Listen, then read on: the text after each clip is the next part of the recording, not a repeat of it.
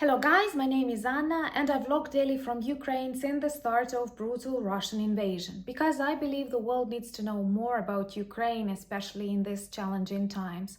So if you support Ukraine, you want to witness our victory, please subscribe. This is the easiest way to demonstrate your solidarity. Today I want to speak about one topic that actually excites me, and the idea came to my mind after reading one British article, and I like that this idea is already circulating global media. But I will start with an illustration. Imagine that in the course of the Second World War, when Nazi regime starts to fall, all the allies are fighting on the territory of their countries, but they are forbidden to enter Germany because this might escalate, or that this is something wrong. Let us not touch Nazi headquarters. We don't know what they will do, and so on. Of course, you realize that this situation is totally impossible for the victory in the Second World War. And history demonstrates us that war always comes to the territory of the aggressor. It's impossible to win the war without touching the holy territory of the country that was so aggressive to start it. So this is what awaits Russia. And the article is actually entitled that Kremlin cannot protect Russian population from war on its territory, on Russian territory. And this is a beautiful message that I would like to discuss with you. And I think it's very, very, very realistic.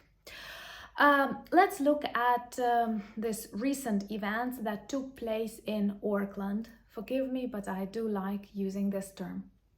Well, first of all, it all began with collapse of Putin's plan of Blitzkrieg.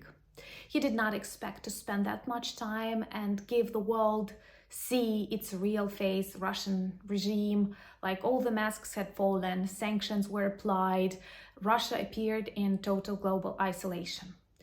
They managed to get some territories really quickly when everyone was surprised with this brutality.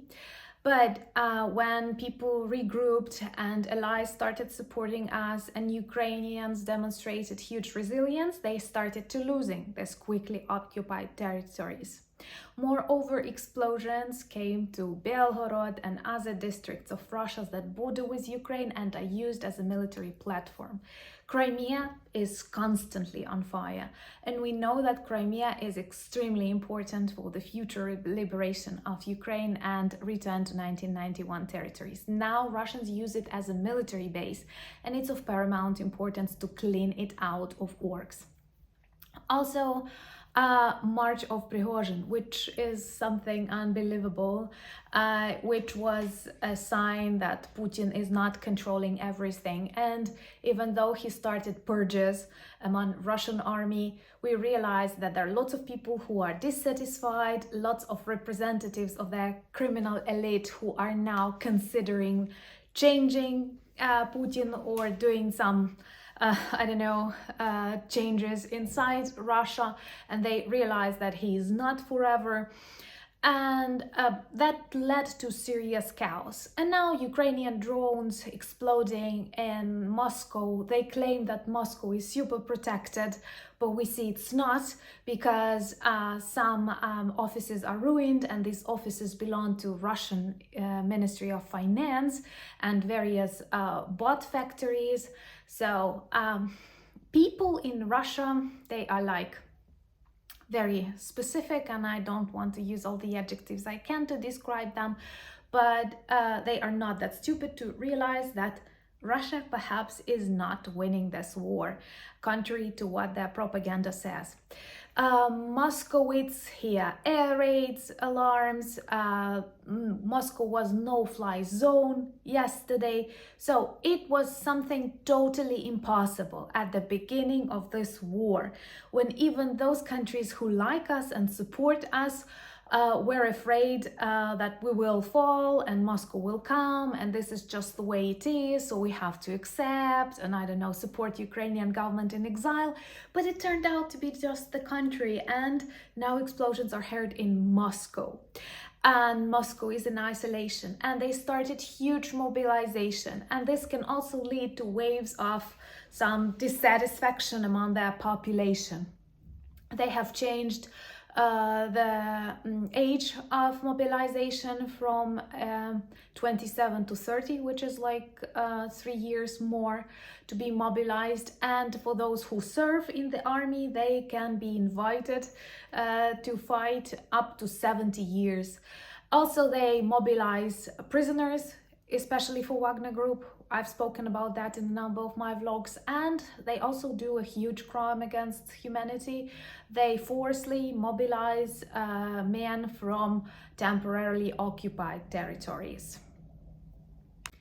But this is a huge change in everything. At the very beginning of this war, Russia positioned itself as the second strongest army in the world. Now all of us are joking that they are the second strongest army in Ukraine. Maybe not after Wagner Group, like the third. But also war is getting to that territory. We see various volunteer and partisan movements that become active on the territory of Russia. We see that they limit freedom of their citizens. It's difficult for them to travel. It's difficult for them to avoid mobilization, and it will be more and more difficult. Many of the military are dissatisfied with Putin's orders and commands. And what is with Russian air defense if the heart of Moscow is on fire because of Ukrainian drones? Well, like, they are losing their authority in the eyes of other authoritarian regimes like China, because like they see that Putin is not capable of achieving his goals, and he's just like, he got in a situation where he simply wants to prolong this war, hoping that we will get tired. Europeans and Americans and all the other nations that support us will get tired. But, you know, I don't know if you have watched my recent interview with Operator Starsky. I will link it to this video. During war, if you're tired, you're dead. So we don't have this right to be tired, and we have to finish this war faster. When Russia is weak, and it is weak, let's stop being afraid of it. Ukrainians are no more afraid of Putin or Russia. We do not listen attentively to what they are thinking, what they are threatening, because we realize we have to fight for our existence, but we have to be ready that war will come to Russian territory. So stop being afraid it as escalation. I don't know why people are afraid of some changes in Russia, and they are not afraid of no changes inside Russia. I'm more afraid of that. I'm more afraid of this kind of victory when Russia remains the way it is, because this will mean a new war against Ukraine or against Baltic countries or against the whole world in 5 years, 10 years. Russian regime must be punished, same as Nazi regime was punished. And for decades, we have to speak about their war crimes and persecute people responsible for that. And these are not just Putin or his ministers. These are, I'm sorry, millions of people who supported the regime and who liked seeing and reading updates on Russian war crimes in Ukraine. If you want to see Putin in The Hague and you're not yet subscribed, please subscribe, and I promise that I will vlog from the court when he will be there, or I hope he will be hanging somewhere before The Hague. Actually, that's what I wish him. You might have noticed that today I have a really beautiful crop top, and don't worry, this is not an advertisement, but I want to speak about Saint Javelin and their beautiful Crimea Beach Party collection. Saint Javelin is a huge initiative that many of us are fans of, and I follow them on Twitter, and I love them for making Ukrainian resilience strong and fun at the same time. Lots of their memes have become history, and you know that for victory, humor, and eloquence is extremely important. And this crop top speaks for itself. This is a part, once again, of the Crimea Beach Party collection, which was born from a really funny meme. And you can see Golden Gate, which is close to Karadagh Cliff, and in ancient times people believed that was an entrance to hell.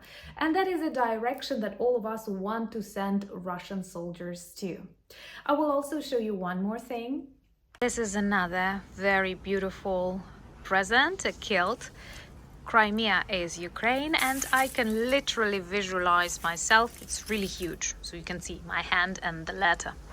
I can literally visualize myself lying on a beach in Crimea and watching news from The Hague with Putin in it. Thank you so much for your support. Thank you for buying me coffees, becoming my patrons, but most importantly, thank you for your support of my country, Ukraine. And please subscribe if you're not yet subscribed. Slava Ukraini!